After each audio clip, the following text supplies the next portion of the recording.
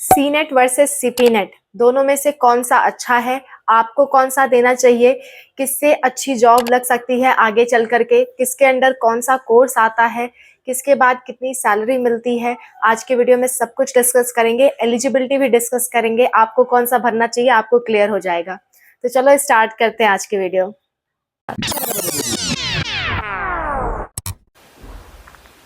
Hello everyone, welcome to spark up classes. This is Suman Yadav.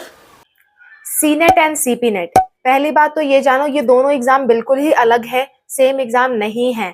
लोगों को लगता है ये दोनों सेम एग्जाम है, पर नहीं, ये दोनों बिल्कुल ही अलग एग्जाम है। अलग अलग संस्थाएं इन्हें कंडक्ट कराती हैं। जो आपका सीनेट एग्जाम है वो Atal Bihari Vajpayee medical university conduct कराती है, और जो आपका सीपीनेट एग्जाम है वो आपका यूपीयूएमएस सैफई कंडक्ट करवाता है, वो भी एक मेडिकल कॉलेज है। और दोनों के दोनों मेडिकल कॉलेज आपके लखनऊ में है, उत्तर प्रदेश के ही मेडिकल कॉलेजेस हैं दोनों के दोनों। और ये दोनों एग्जाम सिर्फ यूपी के बच्चों के लिए होता है, लेकिन सीपीनेट वाले में बाहर के बच्चे भी अप्लाई कर सकते हैं, पर सीट्स का कोटा उनके लिए कम है। जैसे मान लो 100 सीट्स हैं, तो 100 में से सिर्फ और सिर्फ 15 या 20 सीट्स पे ही आपके बाहर के बच्चे अप्लाई कर पाएंगे, बाकी सारी सीट्स यूपी के बच्चों के लिए ही रिजर्व रहती है। तो आप ये बात ध्यान से सुन लो कि सीपीनेट में बाहर के बच्चे अप्लाई कर सकते हैं, लेकिन उनको कोटा बहुत कम मिलेगा। तो बेहतर है कि वो अपने स्टेट के एग्जाम में अप्लाई करें।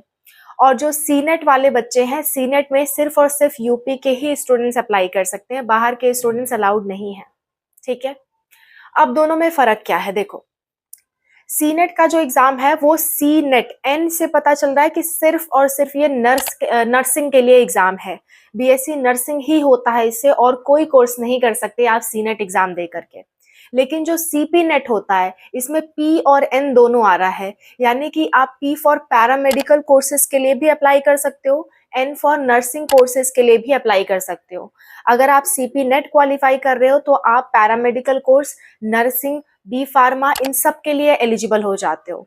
ठीक है, और दोनों ही जो एग्जाम होते हैं दोनों का लेवल बिल्कुल सेम है, कोई भी टफ या इजी नहीं कहा जा सकता, दोनों का लेवल लगभग सेम ही रहता है। ठीक है, लेकिन एक बात मैं कहना चाहूंगी, जो सीनेट का एग्जाम है इसके अंदर बहुत से कॉलेजेस आते हैं, लेकिन जो आपका सीपी नेट का एग्जाम है इसके अंदर वे कम कॉलेजेस आते हैं। ठीक है, लेकिन दोनों के अंदर गवर्नमेंट कॉलेजेस हैं। ओके, तो अगर किसी को सिर्फ पैरामेडिकल या बी फार्मा में इंटरेस्ट है तो वो सीपी नेट का एग्जाम दे। अगर किसी को नर्सिंग करना है तो वो दोनों का एग्जाम दे, क्योंकि दोनों से आपकी चांसेस बढ़ जाएंगे एडमिशन के।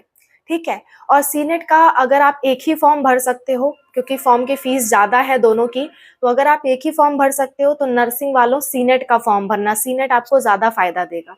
ठीक है, और डिफरेंस क्या है, सीनेट का एग्जाम जो होता है वो 3 घंटे का होता है और इसमें 200 क्वेश्चन आते हैं 200 मार्क्स के। जो आपका सीपी नेट का एग्जाम होता है ये आपके 2 घंटे का होता है और इसमें 100 क्वेश्चन आते हैं 100 मार्क्स के।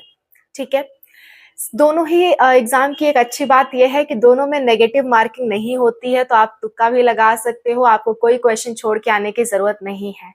ठीक है, तो ये सारी कुछ बातें हैं आपके एग्जाम से रिलेटेड, एक बार समराइज कर दे रही हूँ। सीपी नेट एग्जाम उन बच्चों को देना चाहिए जो पैरामेडिकल या बी फार्मा कोर्स करना चाहते हैं यूपी से, यूपी के अच्छे से अच्छे कॉलेज में पैरामेडिकल या बी फार्मा कोर्स करना चाहते हैं तो वो सीपी नेट का एग्जाम दें। अगर नर्सिंग का कोर्स कोई करना चाहता है, नर्स बनना चाहता है, बीएससी नर्सिंग करना चाहता है कम फीस में, तो वो सीनेट का एग्जाम दे, और सिक्योरिटी के लिए सीपी नेट का भी एग्जाम दे दे ताकि कहीं से भी उसे सीट मिल जाए। ठीक है, और भी अगर आपको जानकारी चाहिए तो इन दोनों टॉपिक पे मैंने अच्छे से वीडियोस बना रखी है। सीनेट का फॉर्म जल्द ही रिलीज होने वाला है, 15 अप्रैल के लगभग इसके फॉर्म आ जाएंगे, और सीपी नेट के फॉर्म आपके जून जुलाई में आते हैं। ठीक है, जून में आते हैं, जुलाई में इसका एग्जाम हो जाता है। फॉर्म आने के लगभग 15-20 दिन के अंदर ही एग्जाम हो जाता है, तो प्रिपरेशन दोनों की आप अच्छे से करो। दोनों ही एग्जाम में आपको क्लास 12th की एनसीईआरटी प्रिपेयर करनी होती है, फिजिक्स, केमिस्ट्री, बायोलॉजी, और साथ ही साथ आपको इंग्लिश भी पढ़ना होता है। ठीक है, और अगर आप इन दोनों एग्जाम के बारे में अच्छे से डिटेल में जानना चाहते हो तो मैंने दोनों पे वीडियोस बना रखी हैं, ये दोनों वीडियोस आप देख सकते हो। वीडियो का लिंक आपको इसी वीडियो के लास्ट में मिल जाएगा। ठीक है, so this is all about the video, thank you so much for watching. और भी कोई दिक्कत है, कोई परेशानी है तो आप ज़रूर मुझे कमेंट बॉक्स में बताओ। और आप सब अगर पढ़ने में ठीक-ठाक हो, आपको लगता है कि आप पढ़ाई में अच्छे हो, तो एक बार एम्स का फॉर्म ज़रूर भरो बच्चों। एम्स PAAR का फॉर्म भरो, फॉर्म आउट है और ओवर होने वाला है, ठीक है? तो एम्स के बारे में जानकारी चाहते हो तो उसकी प्लेलिस्ट मैं लास्ट में लगा दूँगी, उसमें सभी जानकारी मैंने एम्स से रिलेटेड दे रखी है। फिर भी नहीं समझ में आता है तो कमेंट्स में मुझसे पूछ लेना, okay? This is all about the video, bye, take care.